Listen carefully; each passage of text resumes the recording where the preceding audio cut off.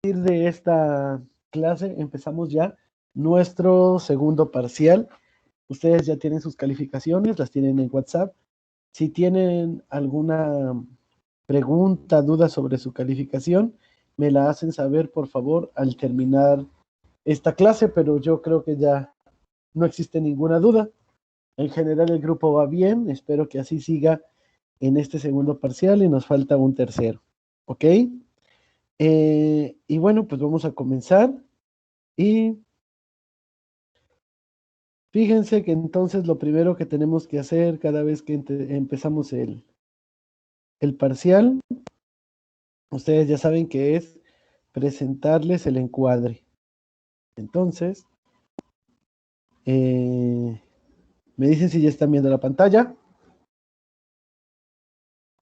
Sí, profe. ¿Sí? Muy bien, entonces nos vamos a ir al blog de notas, como siempre.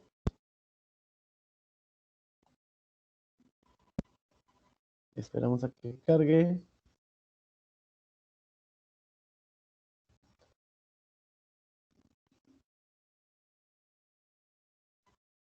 Y nos vamos a esta pestaña y dice encuadre del segundo parcial. ¿Ok? Entonces tenemos aquí nuestro contenido temático del segundo parcial. ¿Quién me apoya a leerlo, por favor? Yo. Adelante. Contenido temático del segundo parcial. Bloque 3. 3. El interés del individuo frente al interés de la colectividad en la forma de decisiones políticas. 3.1.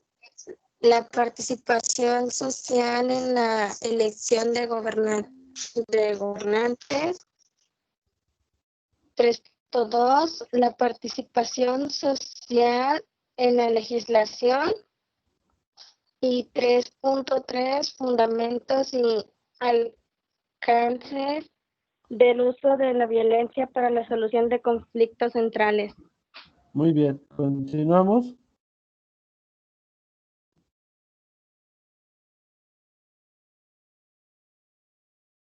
Continuamos leyendo, señorita. Bloque 4. Dividido en el contexto de la diversidad cultural. 4.1.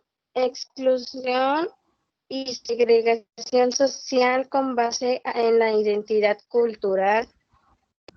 4.2. Conflictos entre prácticas culturales y derechos humanos. Y 4.3. Condiciones necesarias para la convivencia en el contexto de la diversidad cultural. Muy bien, y terminamos, por favor.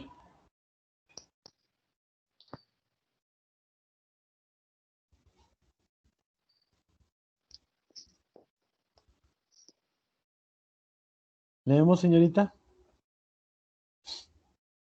En cuanto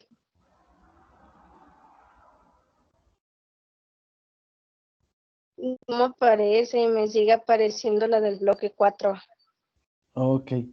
Bueno, entonces les platico. El bloque 5 vamos a hablar sobre los derechos del individuo frente a la colectividad, los derechos que todo ser humano debería tener, la igualdad de la ley frente a la desigualdad de condiciones y la desobediencia como una norma que atenta contra derechos humanos. Entonces, en este parcial vamos a ver 3 bloques, el bloque 3, el bloque 4 y el bloque 5. Ahí está lo que vamos a ver en contenido temático. La evaluación, nuestras actividades y tareas, aquí lo tenemos, nuestras actividades y tareas van a contar un 78% y el examen va a contar un 22%. Ya saben ustedes, en cada tarea les explico qué es lo que vamos a evaluar y cuánto va a valer. Por lo regular, estoy planeando 6 actividades en total. Cada actividad va a valer entre 13 y el 12% o entre 13 y 12 puntos. ¿Ok? Para que al final del parcial juntemos este 78 Asimismo, también tenemos el examen, lo vamos a presentar, ya saben, en la última semana. Va a ser similar a como lo presentamos ayer. Y su valor, entonces, de todo esto que vamos a evaluar, va a ser de un 100%. Fechas del segundo parcial. Iniciamos el 20 de octubre, o sea, hoy, y vamos a concluir el 18 de noviembre. No sé si tengan alguna pregunta respecto a lo que es el encuadre, jóvenes.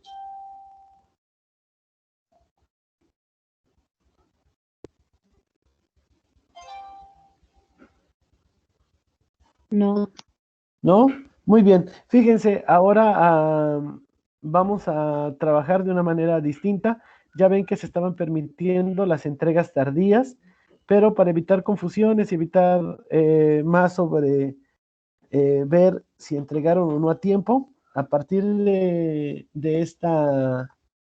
este bloque, vamos a tener nosotros nada más una sola fecha de entrega. Por ejemplo, la actividad que vamos a tener el día de hoy, la que se va a encargar hoy, vence el domingo, ¿ok?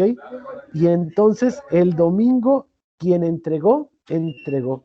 Quien no entregó, pues ya lo saben, no hay actividad que vaya yo a recibir. ¿Queda claro? Entonces ya no hay entregas tardías, ni nada por el estilo. La fecha de entrega es la fecha de cierre. ¿Queda claro? Sí, profe. ¿Sí? Ok. Sí. Bueno, pues entonces Sí. poniendo las reglas muy claras, ya no hay nada más que decir. Tienen tiempo para, por ejemplo, la actividad la voy a dejar hoy, la entregan hasta el domingo. Claro que si la cargan a las 11 de la noche, pues no tomaron su previsión de internet ni nada por el estilo. El problema ya no es de un servidor, el problema va a ser de ustedes sobre la carga de sus actividades. Es responsabilidad de cada uno. ¿Queda claro?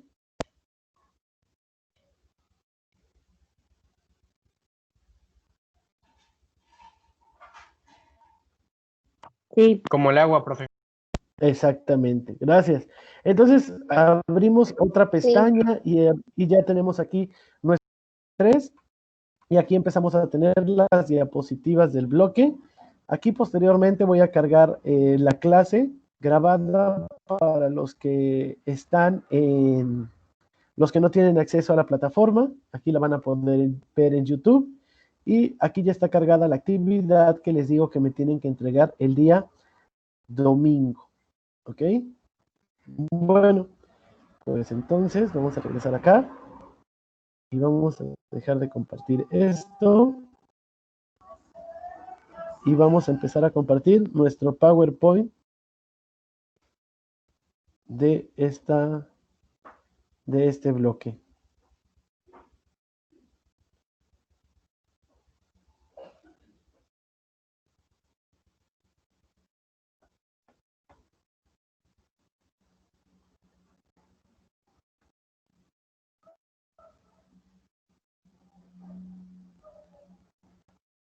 Muy bien. Me dicen cuando lo logren visualizar.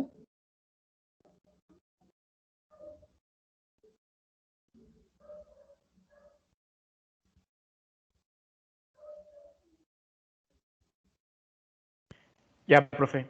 ¿Ya? Muy bien. Entonces, aquí están ya las diapositivas del bloque. Las pueden ir checando también ustedes en su casa. Pero vamos a empezar con la clase entonces. Y ya dijimos que en este bloque 3 nuestro título es Democracia y Ciudadanía. Y entonces, por favor, Rodolfo Agustín, Sí, profe. ¿puede ayudarme a leer, por favor? Claro. Adelante. Ciudadanía y democracia son conceptos relacionados. En la sociedad se necesitan de ambos.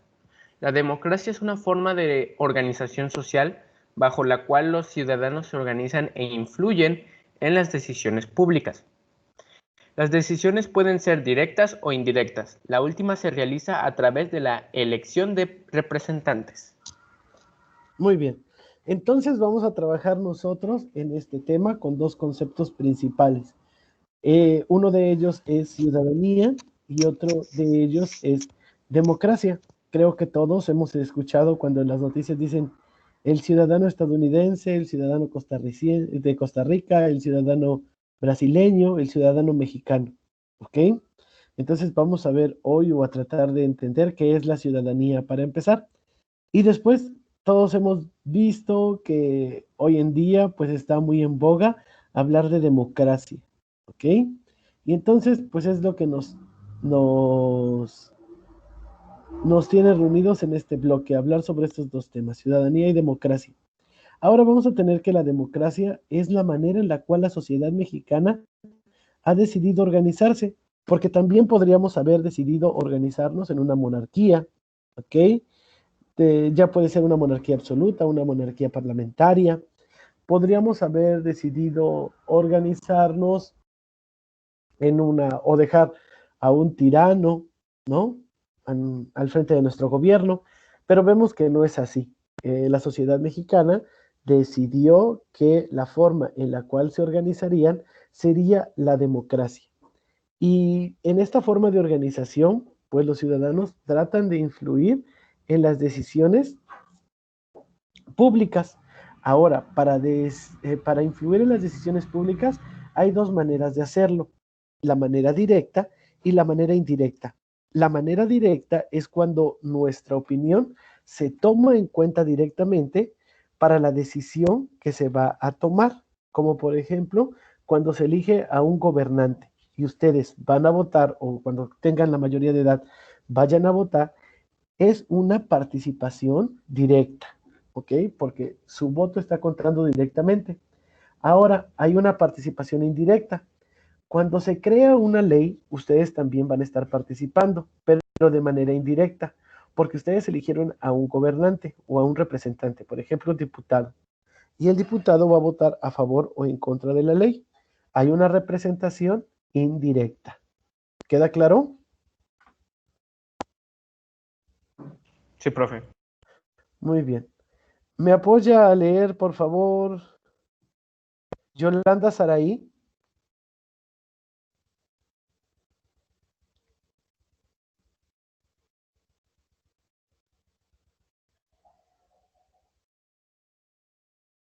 Yolanda Saraí.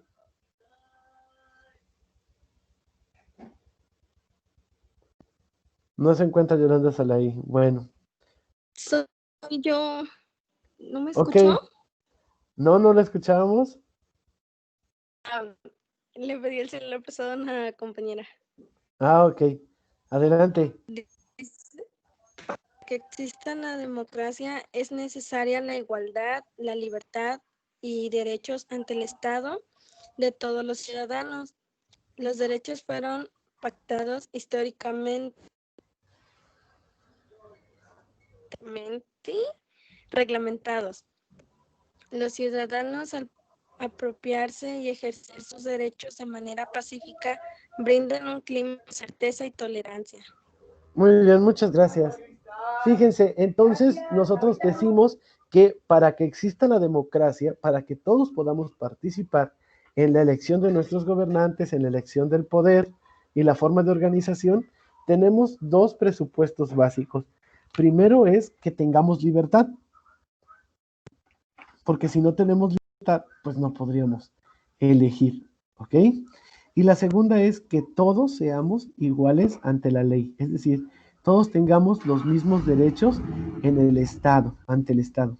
No porque alguien vive en Veracruz y otro vive en Oaxaca, a los de Oaxaca se les niegue el voto. No, o sea, todos tenemos los mismos derechos, ¿ok? Bueno, entonces eso es necesario para que exista la democracia. Y vamos a ver que en esta igualdad de derechos, no siempre hemos tenido todos los derechos. Se han ido conquistando poco a poco. Por ejemplo, hace algunos años las mujeres no podían votar. ¿Qué pasa? Pues la sociedad ve que era bueno o era conveniente que las mujeres también participaran en la vida política y les dieron el derecho al voto. Entonces, hubo un momento histórico en el que la sociedad dijo, ah, las mujeres pueden tener también el derecho al voto. Eso quiere decir que son pactados históricamente. En una fecha específica dijimos que sí tenían que votar las mujeres. Socialmente aceptados. La sociedad lo acepta. Ve la sociedad con buenos ojos que las mujeres voten. Pero para que esto se convierta en un derecho, ¿ok? Tiene que seguir un proceso legal, ¿ok? Y se le llama el proceso legislativo, que es la presentación de la propuesta, la discusión, la sanción y todos los demás pasos que investigarán ustedes posteriormente. Y por último, los ciudadanos, cuando nosotros ejercimos nuestros derechos y nos mantenemos en un marco de legalidad, ¿qué pasa?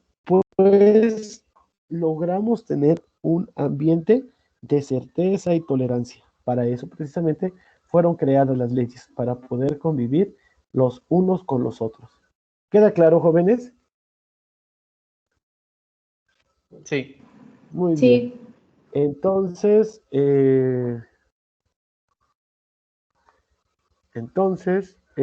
vamos a ver, quien esté moviendo, por favor, la diapositiva, no me haga que lo saque de todas las clases. Las dejamos de mover. Yo soy quien las va a mover. ¿Sí? Bueno, pues vamos a empezar ahora con nuestro contenido temático y el primero se llama Libertad Política. ¿Me apoya a leer, por favor, esto? Jessica Jocelyn, por favor. Libertad Política. Maestro, no me aparecen las diapositivas. ¿No le aparecen las diapositivas, Jessica? ¿Por qué? No sé. Yo lo leo, profe. Muy bien. ¿Quién dice que lo lee? Adelante. Jimena. Adelante, Jimena Esperanza. Armenta. El artículo 39 de la Constitución señala que el Estado se instituye por voluntad de los ciudadanos para su misma protección y de los ciudadanos para misma protección y de sus familias. La soberanía reside en el pueblo, que es quien decide crear el Estado. La ciudadanía no la otorga el Estado sino la nación, y es un derecho que no puede perderse. Gracias, señorita. Entonces, para este tema, ¿en dónde nos vamos a centrar? Nos vamos a centrar en el artículo 39 constitucional. Y este artículo 39 constitucional nos va a decir algunas características del Estado mexicano. La primera característica es, alguien obligó a la sociedad mexicana a establecerse como Estado y dice que nadie, ¿ok? Nosotros mismos fuimos los que decidimos constituirnos como Estado. Ahora, ya vimos que nosotros decidimos constituirnos como Estado. ¿Para qué nos constituimos como Estado? Para dos cosas, para protegernos nosotros mismos y para la protección de nuestras familias, ¿ok? Después, dice ese artículo que la soberanía la va a tener el pueblo. ¿Qué quiere decir la soberanía? ¿Quién dicta las leyes del Estado mexicano? Pues nadie externo a él. Nosotros mismos, los ciudadanos, somos quienes dictamos nuestras propias leyes. Por ejemplo, no existiría soberanía si Estados Unidos nos dictara las leyes con las cuales nos tenemos que regir. Y por último, otra característica que nos dice que la ciudadanía la otorga la nación. Vamos a ver ahorita qué es la nación y qué es la ciudadanía. Entonces, la ciudadanía la otorga la nación y no el Estado. Y la ciudadanía es un derecho que nadie puede perder. ¿Ok? Continuamos leyendo. ¿Quién me apoya a leer? Yo, profe. Adelante, por favor. La nación es el conjunto de individuos que han nacido en el territorio nacional o se han ligado a él. Según el artículo 39 de la Constitución, la nacionalidad se adquiere por tres formas: por haber nacido en el país, por ser hijo de connacionales o decidir unirse a esta nación. Ajá. La ciudadanía va ligada a la nacionalidad. Muy bien. Entonces, gracias, jóvenes. Ahora sí vamos a entender qué es la nación. Y acuérdense que la ciudadanía la da la nación, no el Estado. Entonces, nosotros somos una nación. ¿Por qué? Porque somos el conjunto de individuos que hemos nacido en el territorio nacional, es decir, en México, o nos hemos ligado a él. Ustedes han visto que hay muchas veces artistas o deportistas que tienen otra nacionalidad y piden la nacionalidad mexicana. ¿Lo han escuchado? Ah, bueno, a eso se refiere cuando dice o se han ligado a él. ¿Ok? Personas que no nacieron acá, pero se han ligado al Estado mexicano. Algunos por interés, otros porque aquí llegaron a trabajar y así sucesivamente. Ahora, ¿cómo es que se adquiere la nacionalidad? Este mismo artículo 39 nos va a decir que la nacionalidad se adquiere por tres formas. Primera, por haber nacido en el país. Platico el caso. Viene de vacaciones un matrimonio español, ¿ok? La muchacha viene embarazada y durante sus vacaciones nace el niño que esperan. ¿De qué nacionalidad es el niño? Mexicano. Mexicano, precisamente por haber nacido en el país, aunque sus padres sean extranjeros, ¿ok? Siguiente, un joven se va a estudiar a España y allá se casa con una señorita de nacionalidad española. Allá tienen un hijo. ¿El hijo qué nacionalidad tendría? Española. Nada más. Y mexicana. Y mexicana también. ¿Por qué? Porque es un hijo de un mexicano. Eso quiere decir que no importa dónde nazca el niño, por ser o tener un padre mexicano, también adquiere la nacionalidad mexicana. Y la última, por decidir unirse a esta nación.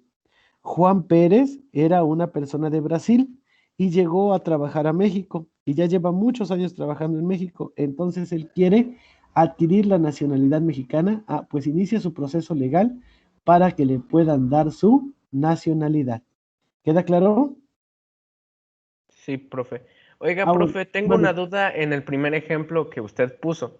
En sí, caso de que, de que el hijo de la pareja española haya nacido aquí en México y se le otorgue por nacer aquí la ciudadanía, ¿qué tendrían que hacer los padres como que para llevárselo? ¿O se lo pueden llevar así se lo pueden directamente? llevar, son sus padres. Sí, no hay Ajá, problema ahí. ajá, no, no hay problema. La diferencia yo siento que viene por lo que usted me platica, que son casos de Estados Unidos. Bueno, pues aquí en México no está tan reglamentado como allá. Acá sí puede salir el hijo. Ok, entonces en caso de que si haya nacido en Estados Unidos hay más problema y más, Ajá, porque cada país dicta más sus proceso. reglas. Ok. Exactamente. ¿Sí? Ahora, estamos ya después vamos a ver derechos humanos, que los derechos humanos nos van a hablar de que es ilógico que a unos padres les quiten a su hijo. O sea, no se, nadie se los puede arrebatar. O sea, estaríamos en un conflicto de derechos humanos. Sí. ¿Ok? Bueno, y entonces vamos a tener, por último, que la ciudadanía Profe, mande. es que sigo teniendo una duda en ese mismo ejemplo. Por A ver, haber Guadalupe. nacido en el mismo país. Si, por ejemplo, nació aquí en México, pero fue registrado en España, igual sigue teniendo nacionalidad mexicana. Sí, porque no pueden sacar a ningún niño del país sin registro. Imagínate cuando Ah, salga ok, de la frontera ok. o cuando documenten. ¿Cómo lo van a documentar? Ah, o sea que No, pues realmente no lo están registrando en España primero, sino si para que salga realmente tiene que registrarse primero en México, ser Claro, ciudadano mexicano, pero los padres aún así pueden llevárselo y quedarse allá en España, el bebé. sí, claro. Les voy Ok. a platicar un ejemplo. El, vamos a ver esto. La mamá es española. El papá es mexicano, pero el niño nace en Estados Unidos. ¿Qué nacionalidades tiene? La estadounidense, mexicana y española. Exactamente. Ahora, hay algunos países que permiten tener tres nacionalidades. Hay algunos países que permiten tener nada más dos. y hay algunos países que permiten nada más tener una. ¿Qué quiere decir? Que renuncian a nacionalidades, ¿ok? Para adquirir una nueva. O sea que si, por ejemplo, ese niño de 3 nacionalidades quiere mudarse a un país que solo permite una, tiene que renunciar a esas 3 y quedarse solo con la de ese país que va a ir. Exactamente. No al que va a ir, al que pretende él ligarse ya legalmente, Ah, ok. ¿sí? Pero eso depende de las leyes de cada país. No, pues sí está complicado el tema. Está fácil. ¿Queda claro, jóvenes? Sí, profe. Muy bien. Entonces vamos a continuar. ¿Quién me lee, por favor?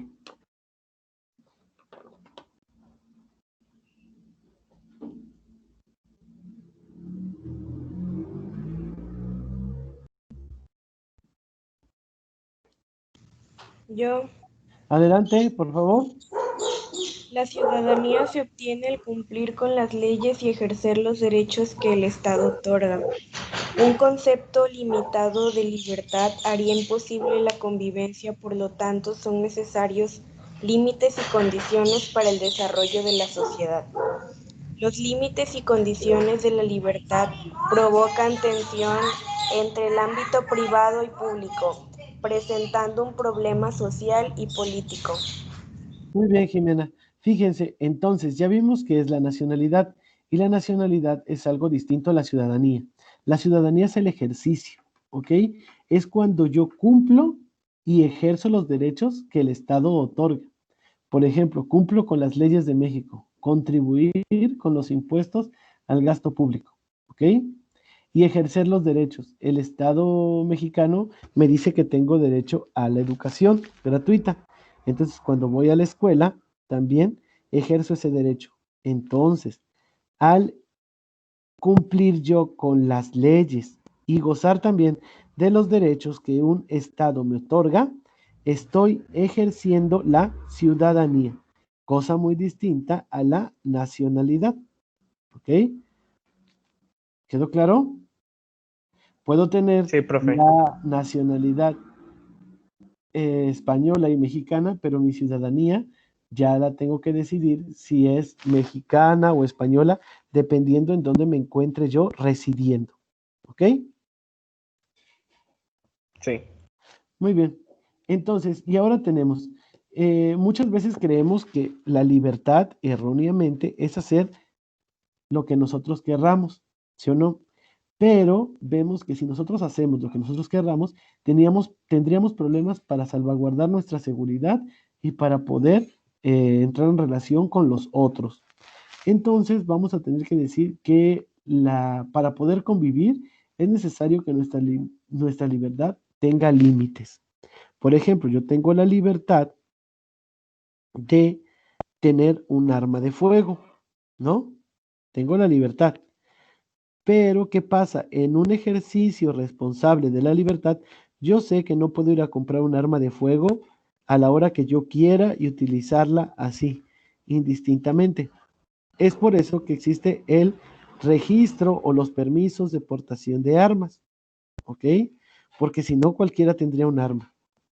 Bueno, entonces, estas condiciones se hacen para que todos podamos vivir en paz, tranquilos y protegidos unos de otros. Pero ¿qué pasa? Cuando a nosotros nos restringen la libertad, entramos en conflicto, ¿ok? ¿Por qué? Pues porque creemos que la libertad es hacer lo que querramos y no, tenemos que salvaguardar un marco de legalidad, ¿ok? Y es ahí donde entramos en problemas.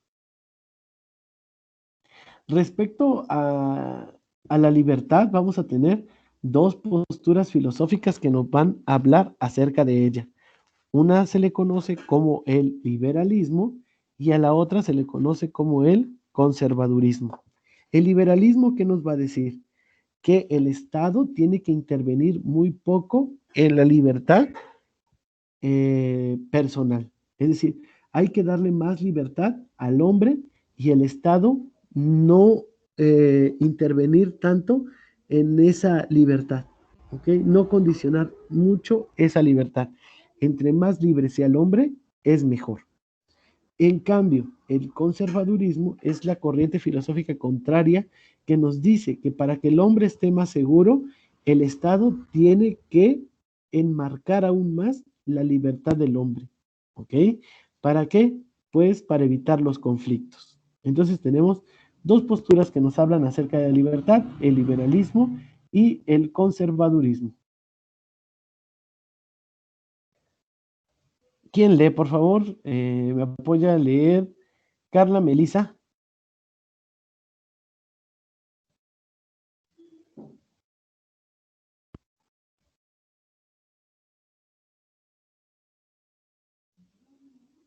Carla Melisa.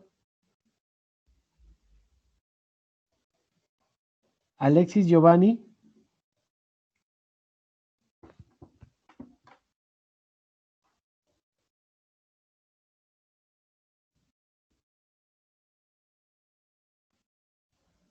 Tampoco está Alexis Giovanni. Muy bien. Brian Iván Córdoba Solano. Presente, profe. Brian, continuamos leyendo, por favor. Ok.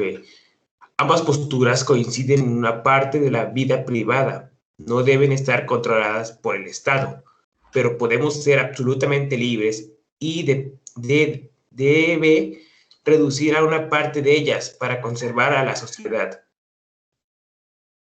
La libertad política es aquella que permite a los ciudadanos elegir o remover a sus gobernantes. Se debe reglamentar los mecanismos para ejercer la libertad política en la Constitución. Además, garantizar la separación de poderes y representatividad. Ok, muy bien. Entonces, miren, esas posturas, las dos, tanto liberalismo como conservadurismo, nos van a hablar de que una parte de la vida privada de las personas no se debe controlar.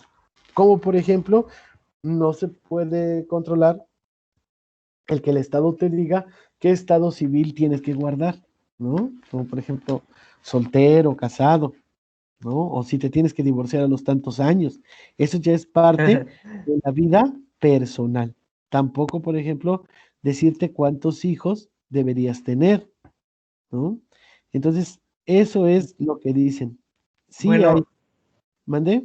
profe, he oído ciertos países que Ajá. recompensan y castigan el tener hijos. Hay ciertos países donde la población está muy reducida y el Estado mismo da dinero a las parejas que tienen más hijos. Mientras que, por ejemplo, en China tengo entendido que ya tienes que pagar como cierto, ¿cómo se llama? Impuesto por tener más de cierta cantidad de hijos. Ok. Fíjense que hay una carta que se llama la Carta de los Derechos Sexuales y Reproductivos. ¿Ok? Ella nos dice que es algo inhumano el que se condicione el tener cierto número de hijos, porque eso ya depende de la libertad y la voluntad de las personas. Es como si te obligaran en los países que no hay casi población a tener hijos, no te pueden obligar, ¿no? O en algún país te digan, ya no debes de tener hijos, se está violando un derecho. Lamentablemente el país que nos hablas pues es China, ¿no? Y hay un China comunista que no te permite ni que vayas y tomes fotos si vas de turista. Es más, para ir de turista te va a costar muchísimo que te dejen entrar. ¿Ok? Entonces sí comprendemos un poco más la realidad de ese país. ¿Queda claro? Sí, profe. Muy bien. Entonces, decimos que no nos pueden controlar toda la vida privada, pero si es necesario que nosotros renunciemos a una parte de nuestras libertades, ¿para qué? Pues para estar seguros, ¿ok? Para que no cada quien pueda hacer lo que quiera.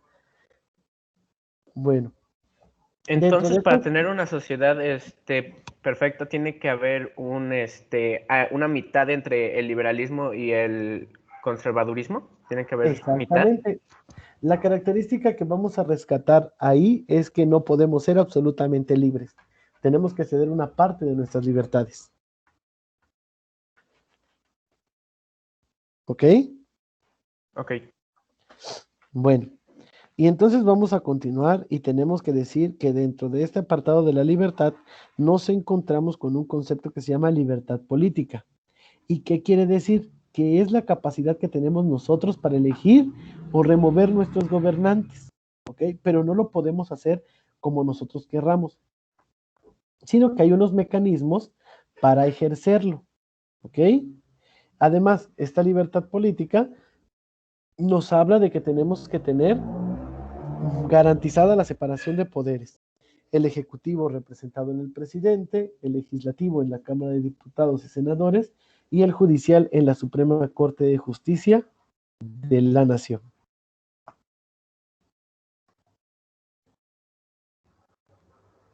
¿Me apoya a leer, por favor? Esmeralda Contreras Celis.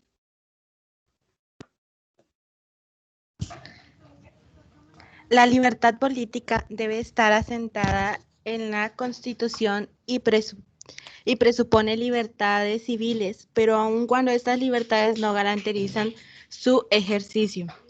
La libertad política se debe entender como el conjunto de derechos que los ciudadanos tienen para actuar según su propia voluntad en el marco de la ley, para elegir a sus representantes y forma de gobierno. Muy bien, gracias, señorita. Entonces vamos a tener la libertad política en dónde debe de asegurarse o dónde debe de estar reflejada. En primer lugar, en la Constitución. Y para que la libertad política existe, es necesario que existan otras libertades civiles, como por ejemplo la libertad de asociación, sin la cual no habría partidos políticos, la libertad de expresión, ¿ok? La libertad de afiliación. Pero aun cuando nosotros tengamos todas estas libertades, no presupone o no es un hecho que garantice el ejercicio de la libertad política, ¿ok? ¿Por qué? Pues porque algunas veces las casillas quedan muy lejos de donde se vota y pues ya la persona no votó, no ejerció su libertad política, ¿ok? Por ejemplo, hay unas personas que no saben leer y escribir, ¿no? ¿Cómo ejercen su libertad política si no saben todavía ni leer? Fíjense que por eso es que se crearon los logos de los partidos. La gente que no sabía leer identificaba a los partidos con un logo, ¿ok?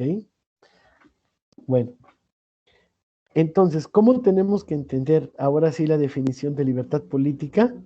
Es el conjunto de derechos que vamos a tener nosotros para que en el marco legal elijamos a nuestros representantes y nuestras formas de gobierno. Ustedes todavía dentro de este marco legal no pueden ejercer esta libertad. ¿Por qué? Porque no pueden votar. Cuando ustedes tengan los 18 años, ya lo podrán hacer. Pero ese es el marco legal para que podamos representar. ¿Y basta con tener 18 años para poder ejercer esa libertad? Pues no, tienen que hacer un trámite, registrarse en el INE, obtener su IFE, esperarse el día de la elección, ¿no? Entonces hay un mecanismo para ejercer esta libertad que le llamamos política. Hasta acá, ¿queda claro, jóvenes, el tema 1.1?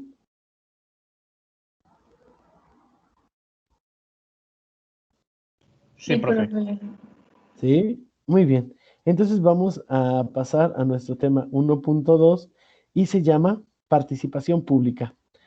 ¿Me apoya a leer, por favor, Rogelio Rolón? Sí. ¿Me escucho? ¿Sí?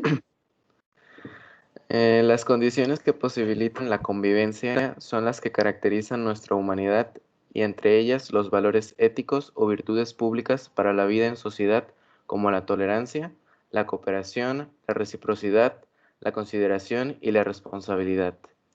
Las disposiciones para la convivencia son aquellas acciones de orden práctico, ligadas a la emoción y a las actitudes, que al llevarlas a cabo favorecen y mejoran nuestras relaciones con los demás. La participación ciudadana es el instrumento que permite la coexistencia en una sociedad democrática. Muy bien, gracias. Entonces, fíjense, nosotros vamos a tener que, para poder convivir con los demás, ¿ok? Tenemos nosotros que desarrollar los valores éticos o las virtudes públicas. ¿Cuáles van a ser estas? Pues van a ser la tolerancia, la cooperación, la reciprocidad, la consideración y la responsabilidad. Estas se les conocen como virtudes públicas y nos ayudan a poder convivir con los demás. ¿Ok? Pero aparte de ello, tenemos que tener nosotros la disposición para la convivencia. ¿Ok? Es decir, que nosotros seamos afables con los demás. Y la familia es quien nos enseña esto, a tener las actitudes o las acciones de orden práctico, las disposiciones, cómo convivir con los demás. Y bueno, tomando la participación ciudadana, es como nosotros podemos coexistir en una sociedad democrática. Aquí hay un proyecto, en la imagen hay un proyecto, y puede ser que ellos piensen algo acerca de este proyecto y estas personas piensen algo en contra de este proyecto. Pero la participación ciudadana, ¿ok?, junto con las condiciones o las virtudes públicas y también la disposición para la convivencia, hará que ellos como sociedad puedan coexistir y mostrar sus puntos de vista y dialogar a partir de ellos. ¿Ok?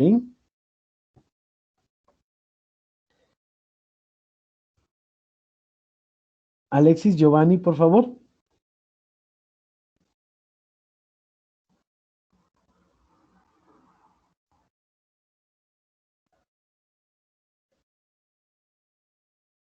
Alexis, Giovanni. Profe, él tiene un mal internet, acaba de poner en el WhatsApp que Ok. según él sí está hablando, pero pues nadie lo oye, debe ser su mal internet. Muy bien. Entonces déjenme checar.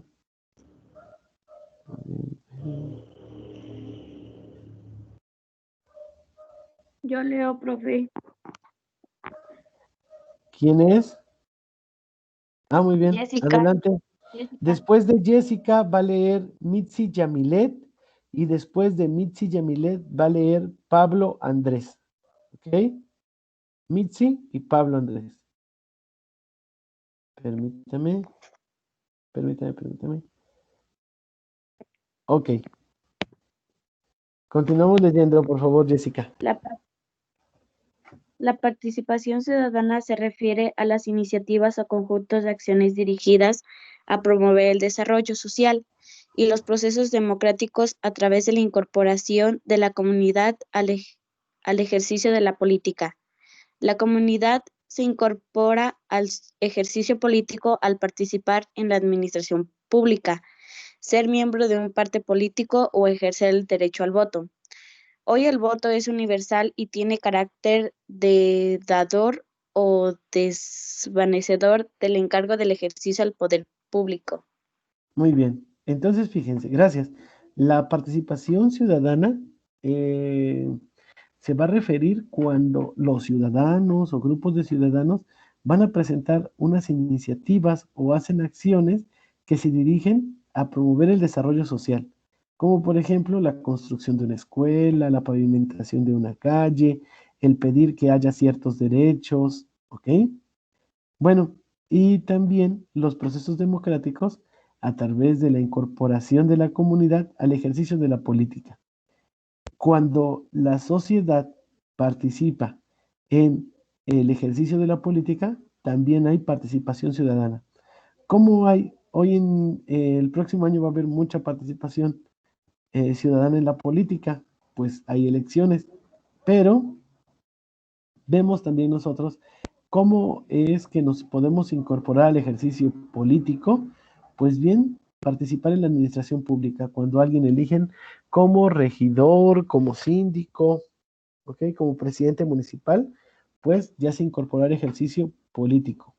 También cuando deciden incorporarse a un partido político, afiliarse a un partido político, o bien desde que se ejerce el derecho al voto, ya estoy participando en el ejercicio político.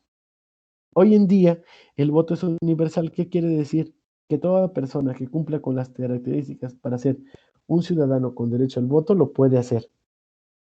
No importa dónde viva, no importa si es hombre o mujer, ¿ok? Eso quiere decir el voto universal. Y por medio del voto universal se puede dar o quitar el ejercicio del poder público. Si nosotros recordamos, hace 2 años hubo elecciones y en esas elecciones hubo un gran ganador. ¿A quién le dieron todo el poder? ¿A qué partido? Morena. A Morena, exactamente. Este fin de semana hubo unas elecciones en 2 estados del país, Hidalgo y no recuerdo el otro. Y díganme ustedes, ¿a quién le dieron el poder los ciudadanos ahora?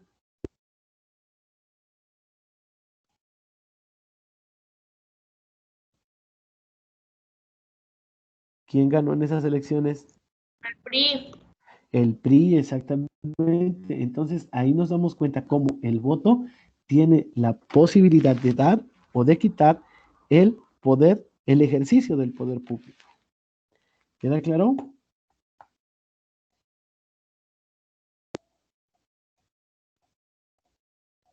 Sí. Muy bien. Ahora continuamos leyendo por favor. ¿Me apoya Mitzi?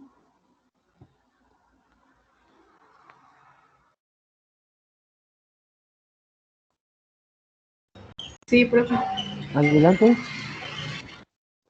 Otra vía de participación ciudadana son los organismos no gubernamentales que apoyan diversos temas mediante un dispositivo llamado lobby. Lobby, grupo de personas influyentes organizado para presionar en favor de distintos intereses. Ventajas de la participación pública. Gracias. Oye, Mitzi, entonces, fíjate, acá tenemos una imagen. Esta imagen, ¿quiénes son? ¿Las identificas? ¿Quiénes son? Se les llama lobby. Feministas. Un lobby. Son las feministas. Las proaborto. Las proaborto. Ajá. Ok. Bueno, fíjense, ¿por qué puse esta imagen? Gracias, Mitzi. Porque esta imagen es un reflejo de lo que aquí estamos viendo. ¿Por qué? Mira, dice que para tener la participación ciudadana, la participación ciudadana buscan cosas, la pavimentación de una calle, ellas, por ejemplo, buscan que las mujeres ya no sean violentadas, las proaborto, ¿no? Ok, entonces, estas que buscan que exista un aborto gratuito, seguro, para la mujer que así lo quiera, ¿ok? Ellas se organizan y hacen acciones para que el gobierno las tome en cuenta lo que ellas quieren. Hacen marchas, ya tienen un pañuelo verde, lamentablemente hacen destrozos, pero todo esto que ellas hacen se les llama lobby, ¿ok? Y hay personas influyentes, por ejemplo, la secretaria de gobierno es una persona influyente y apoya a ellas y se organizan para promover acciones que encaminen a conseguir lo que ellos piden. Pero así como están ellas, existen, por ejemplo, las mamás de los desaparecidos, existen Los de los 53 estudiantes. los 43. 43, perdón. Exactamente. Estoy agregando los 10. 43. Existen los que piden el uso libre de la marihuana. Existen así existen grupos sociales que realizan acciones ¿para qué? Para que sus iniciativas sean tomadas en cuenta. Esto es el lobby, ¿ok? Ahora, ¿cuáles son las ventajas de la participación pública? Y aquí vamos a tener las ventajas de la participación pública. Pablo.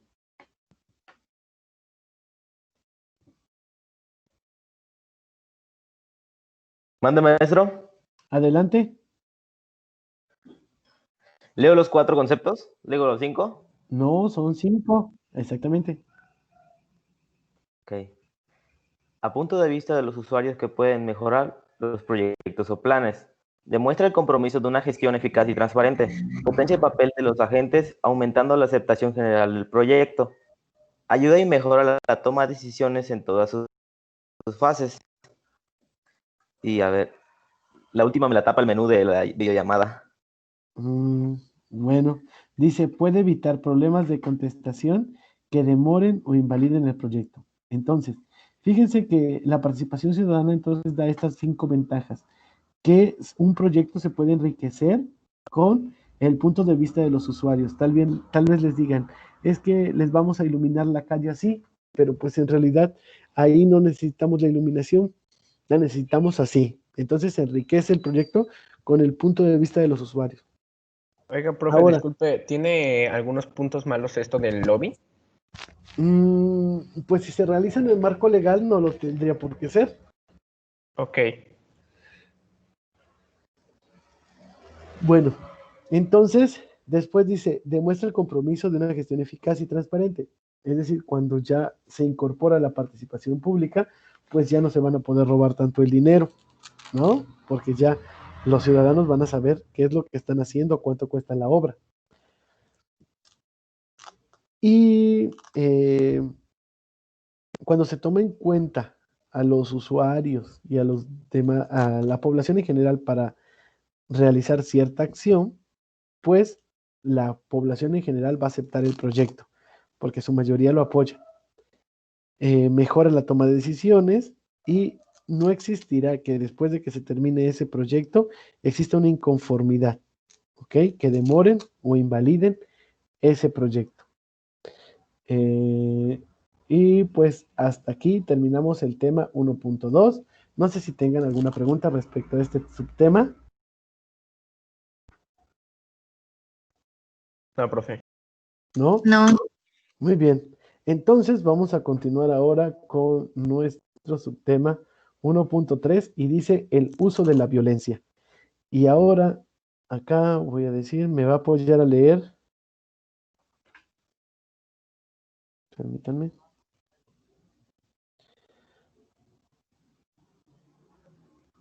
Me va a apoyar a leer Leonardo Gabriel, Lorena, Anda y después Luz. ¿Ok? Leonardo Gabriel, Lorena Anda y después Luz Aide. Empezamos entonces.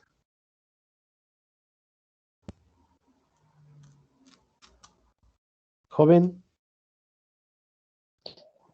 Profe, las diapositivas no me cargan. Se quedó en lobby y me parece que está cargando, pero no avanza. Ah, muy bien. Después de usted, ¿a quién le dije que leyera? Lorena Anda. Lorena. ¿Es lo de uso de la violencia? Sí, por favor, Lorena. La violencia no tiene justificación. Nadie tiene el derecho de maltratar a otro ser humano. ¿Te sigo? Sí.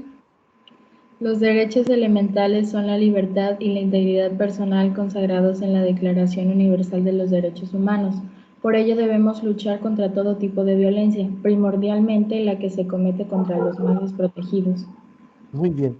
Entonces vamos a tener esto. Bajo ninguna circunstancia la violencia debe de ser permitida, ¿ok?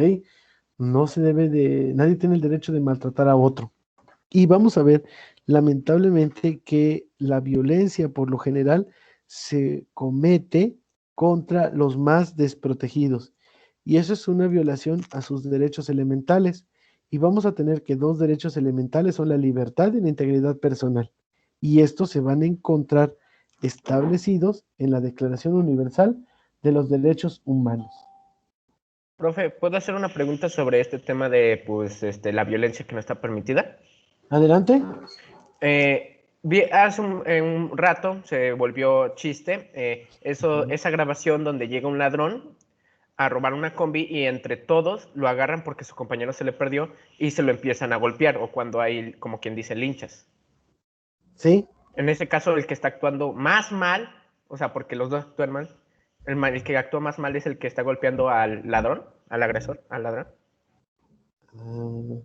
Fíjate que ahí una cosa es el enojo, ahorita lo vamos a ver, ¿no? Y el enojo hizo que las personas reaccionaran de esa manera y la sociedad se lo aplaude porque pues estamos chocados de esos robos, ¿o no?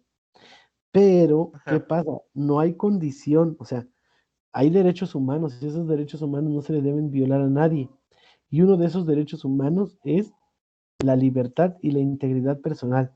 Ahí contra el ladrón se atentó contra su integridad personal. Ajá. ¿Sí? Entonces no puedes decir, lo agredí porque es delincuente, porque yo también soy un delincuente. ¿No? Sí, por eso. Entonces, actuaron igual de mal las personas por ese simple tipo de reacción de enojo, como usted Sí, dice, pero actuaron peor ellos o el ladrón. pues ya ahí depende de la moral o no. Ok. Dígame por qué depende de la moral. Porque la moral es como que lo que está aceptado socialmente. Entonces, si por Exactamente. Y ejemplo la sociedad acepta que tú estés golpeando a un ladrón porque te intentó robar, entonces se te aplaude. exactamente. Es moral. ¿No? Sí. Ok. Bueno. Entonces vamos a continuar. Y después de la señorita, pedí que me leyera quién. Yo, profe. Adelante, señorita, por favor. Tipos de violencia que no son agresiones físicas. A. Agresión relacional o social, como los desaires o rumores respecto de otra persona, bromas, manipulación e instigación por el control. B. Agresión declarada. Consiste en el uso de la fuerza física o amenazas verbales. C. Agresión hostil. Es la dirigida a lastimar a su objetivo. D. Agresión instrumental. Es la orientación a...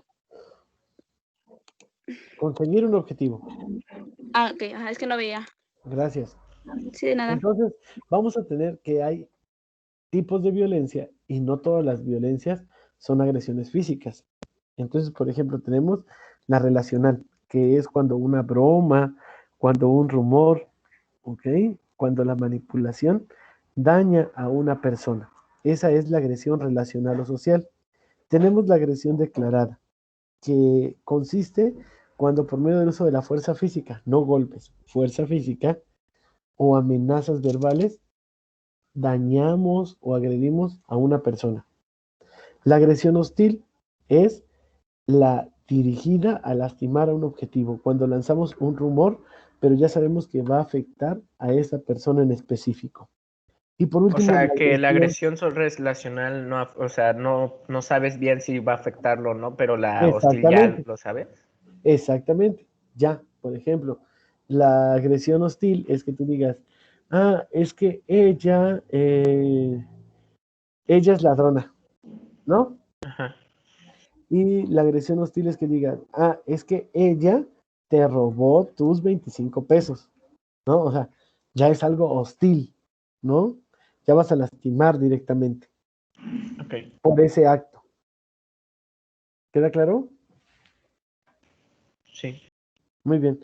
Y por Sí. último tenemos la agresión instrumental, que es la orientada a conseguir un objetivo. Si no me haces la tarea, voy y le cuento esto a tu novia, ¿no? Es la agresión instrumental. ¿Queda claro? Manipulación. Puede ser, ¿sí? Pero ya agredo con la finalidad de conseguir algo.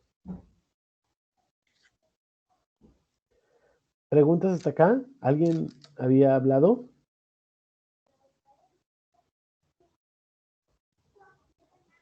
Bueno, ok. Entonces, vamos a continuar.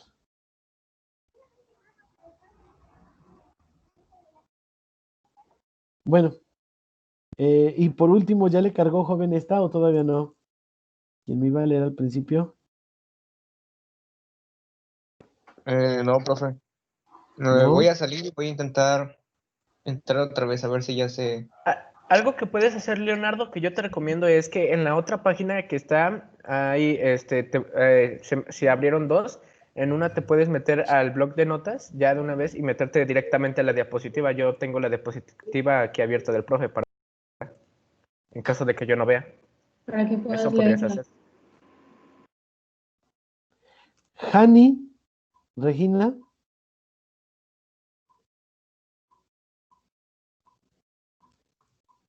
Hani, Regina.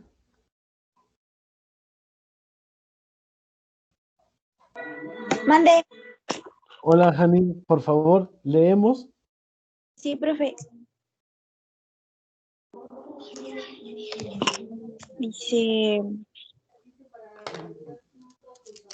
cuando una persona reacciona de forma violenta, se da por la forma de percibir nuestro entorno y cómo interpretamos esa percepción.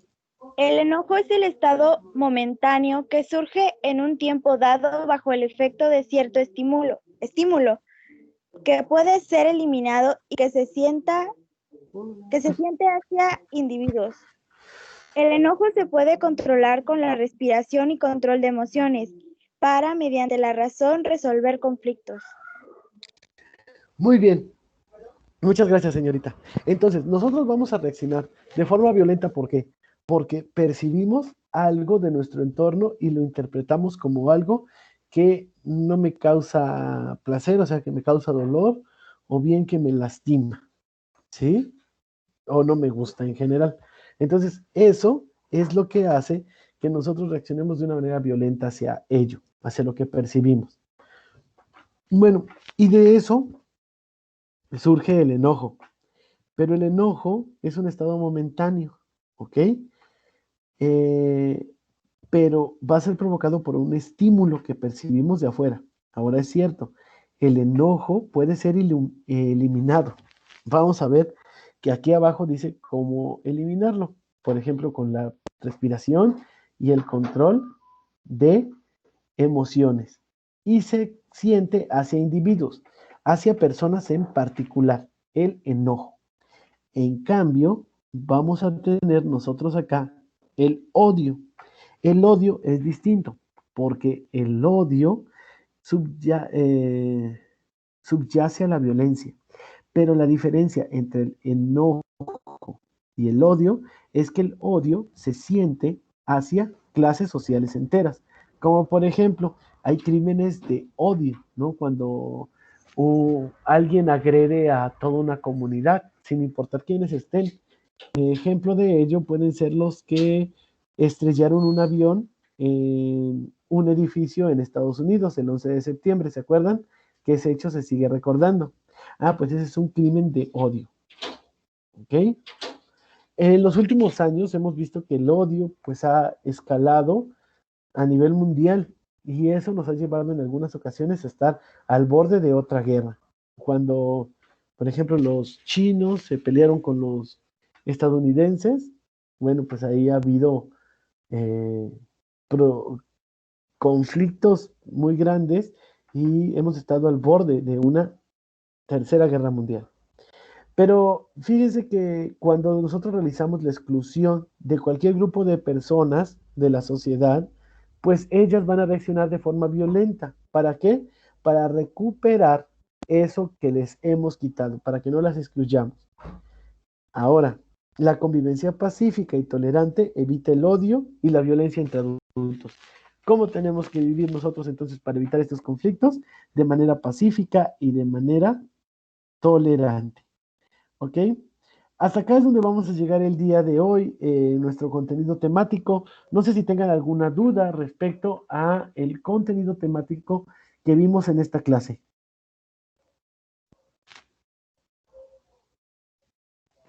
No. ¿No? ¿Los demás? ¿Alguien que tenga alguna duda? No, profe. ¿No?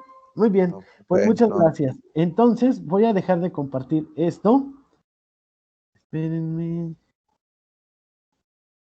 Voy a dejar de compartir esto.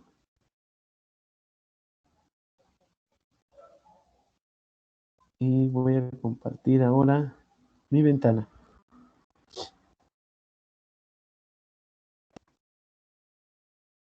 Bueno, pues ahora me voy a equipos y vamos a abrir nuestro blog de notas.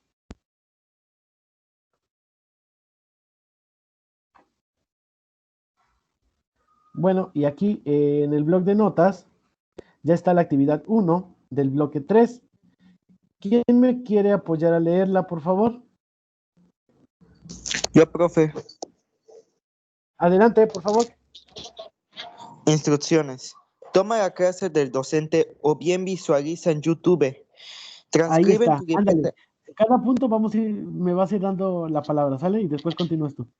Miren, Sí, claro. entonces, ustedes ya tomaron la clase del docente. Más adelante esta clase la voy a subir a YouTube para que los compañeros que no tienen acceso a Teams puedan visualizarla, ¿ok? Pero ustedes ya la tomaron. Ya tenemos el primer punto hecho. El 2. Transcribe en tu libreta el encuadre del segundo parcial, así como las diapositivas de los temas Bloque 3, Democracia y Ciudadanía, 3.1, Libertad Política, 3.2, Participación Pública, 3.3, Uso de la Violencia. Recuerda que son tus apuntes. Muchas gracias, joven. Fíjense, entonces, después de que ya vi la clase, ahora voy a transcribir en mi libreta. Voy a transcribir en primer lugar mi encuadre del segundo parcial. Ya saben, contenido temático, evaluación y fechas. Después voy a copiar las diapositivas del bloque 3, 3.1, 3.2, 3.3, lo que vimos hoy. ¿Ok?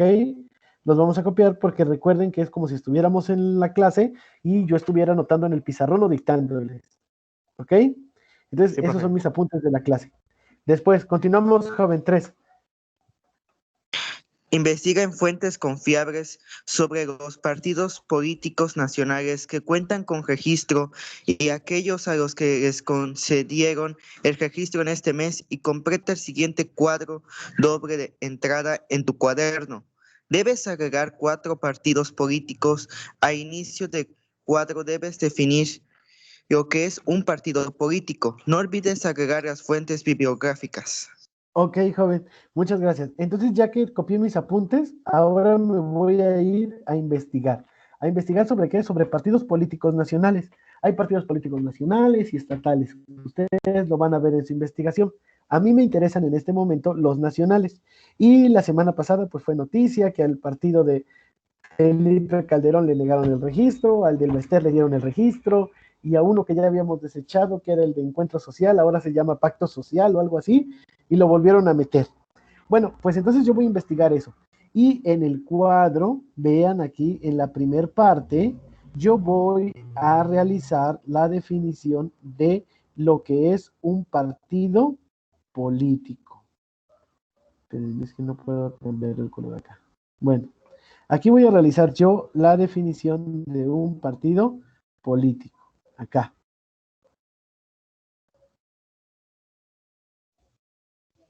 Ahí realizo la definición de partido político y la pongo. Después voy a llenar este cuadro de doble entrada con otros 4 partidos políticos. O sea, tengo que tener 5, el del ejemplo y los otros 4 que ustedes pongan. Y ya les dije, ¿se acuerdan que entonces México no tenía muchas personas que supieran leer y escribir? Por ejemplo, en el año de 1940, más de la mitad de la población no sabía leer ni escribir. Bueno, pues atendiendo a esa necesidad, los partidos políticos crearon logos. Esa es la razón por la cual se crean los logos. Así no supieras leer y escribir, iban y le decían, tú vas y le tachas al que tiene la estrellita, ¿no? Y entonces, y se lo mostraban a la gente, y ya la gente pues decía, bueno, este es el que me convenció, ¿no? Y ya pues ya se sabe el chiste que en algunos lugares dicen, si no lo quieres, lo tachas, ¿no? Entonces, bueno, entonces este cuadro tiene lo siguiente, logo del partido político, me lo van a dibujar en su cuaderno, y ahí me ponen el logo, el PT, nombre y siglas, sus siglas son PT, su nombre es Partido del Trabajo, año de fundación, el 8 de diciembre de 1990 se fundó el Partido del Trabajo. Fundador o fundadores. En algunos hay fundador o fundadores. Alberto Anaya Gutiérrez, Gonzalo Yáñez, María Guadalupe Rodríguez, Pedro Velázquez González y Ricardo Cantú Garza. Ahora, ideología. Cada partido político tiene una ideología. O sea, es por eso que hay distintos. Por ejemplo, un PAN nunca va a apoyar el aborto, ¿no? Un PT apoya el trabajo, un Morena apoyaría el aborto, ¿no? O sea, por eso hay que ver hacia qué te diriges, o sea, no nada más es de decir, yo soy tal, no, o sea, sino que tenemos que ver qué es lo que implica un partido político, que me represente, ¿ok? Luego por eso se andan quejando de que apoyaron cierta ley, pero pues su ideología es esa, ¿no? Entonces ahí tienen a los católicos que apoyaron a Morena, sabiendo que era un partido de izquierda, que iba a despenalizar el aborto, que iba a proponer el matrimonio del mismo sexo, pero pues es porque es la ideología del partido, o sea, no pueden ir en contra de eso. Tontos los que votaron por ellos, no sabiendo lo que representaba, ¿no? No es problema del partido, es problema de ellos que votaron sin informarse. Por eso, en esta actividad es importante que veamos qué promueven. Y por ejemplo, el Partido del Trabajo dice, el Partido del Trabajo es un partido político nacional del pueblo y para el pueblo. Es democrático, popular, independiente y antiimperialista. Lucha por una sociedad autogestionaria, justa, socialista, que hay, ecológicamente sustentable, con igualdad de condiciones y oportunidades, en un ambiente de libertades.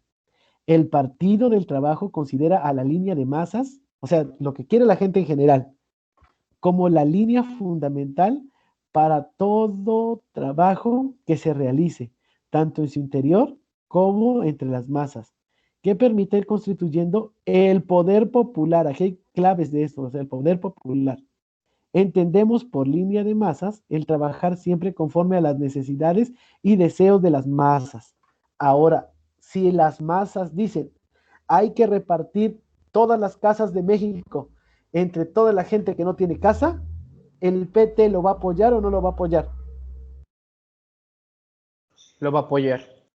Lo va a apoyar, o sea, es lo que quiere la masa. El PT va a apoyar lo que quiere la mayoría. Así no sea bueno, si lo quiere la mayoría, lo va a apoyar. Por eso es importante este ejercicio que vamos a hacer para cuando ustedes ya puedan afiliarse a un partido, pues conozcan qué es lo que ofrece cada quien. ¿Ok? Entonces, Qué bueno. Vamos. Tengo una duda. Mande. ¿Van a ser dibujados los logos? Los logos van a ser dibujados en su libreta. No pueden ser impresos o... No, dibujados. Ay. Ni tampoco voy a admitir Bueno, que me los pongan luego así sobrepegados. Mande. Y aquí en lo del año de función, y si simplemente pongo la fecha y ya no repito que se fundó. Ah, pues pon la fecha también, o sea, año de fundación. O sea, si tú me hubieras puesto aquí 8 de diciembre de 1990, está bien. Ok. ¿Los logos sí los puedo dibujar, pero aparte y luego pegarlos en el cuadro? Sí, pero necesito que trabajen eso, ¿ok? Entonces, a eso es a lo que tiende la actividad, a que conozcamos qué partidos hay en nuestro país y cuándo se fundan y qué es lo que proponen, ¿ok? Para que no nos evitemos problemas, o sea, cuando ya sepamos que el PT propuso esto, pues ustedes van a decir, pues claro que lo propuso porque ellos buscan esto, ¿no? O sea, un partido verde ecologista pues nunca te va a proponer la tala de árboles, ¿no? O sea, hay cosas que tenemos que saber antes de ejercer nuestro derecho al voto. Ahora, continuamos, joven, leemos lo último. El 4. Aquí está. Toma la evidencia de tus apuntes y tu cuadro de doble entrada con los... Espera, me perdí. Ahora sí. Toma evidencia de tus apuntes y tu cuadro de doble entrada con los requisitos señalados y adjuntarlos en un archivo PDF y enviarlo al docente en el apartado de tareas para su calificación, retroalimentación. Ok, entonces van a tomarle en ese orden. Primero a mis apuntes y después de mis apuntes a mi cuadro de doble entrada. Y en un archivo PDF lo voy a subir para que el maestro lo pueda calificar. ¿Hasta cuándo tienen para subirla? Tienen para subirla hasta el domingo 25 de octubre, ¿ok? Y esta actividad la van a realizar en el apartado de tareas. Entonces, hoy estamos a martes, tienen martes, miércoles, jueves, viernes, sábado, domingo, 6 días todavía para realizarla. Entonces, no quiero que el domingo a las 11:50 o a las 10 de la noche o a las 6 de la tarde me estén diciendo, es que no carga. O sea, tienen muchos días todavía para que me la suban a la plataforma. ¿Ok? ¿Queda claro? Entonces, después se van a ir ustedes a dirigir al apartado de tareas.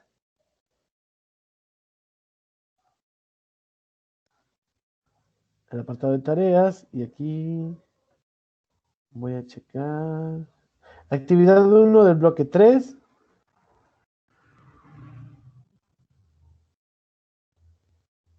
Y aquí está cómo les aparece. Ahorita voy a modificar la rúbrica porque no les contemplé los apuntes. Y ahorita lo voy a modificar. Y vale 12 puntos. ¿Ok? 12 puntos vale esto. Bueno. Todas las actividades son para el domingo, a más tardar. Esta actividad, la que les voy a encargar el día de mañana, va a ser para el día lunes. Ah, ok. Es que como se trabó, no escuchamos bien. O sea que nada más vamos a entregar el domingo el cuadro. No, el domingo ¿qué van a entregar? ¿Quién sabe qué van a entregar el domingo? Son los apuntes los temas y el cuadro. Exactamente, los apuntes hasta el encuadre y los temas que vimos hoy y el cuadro de doble entrada. Este de partidos políticos.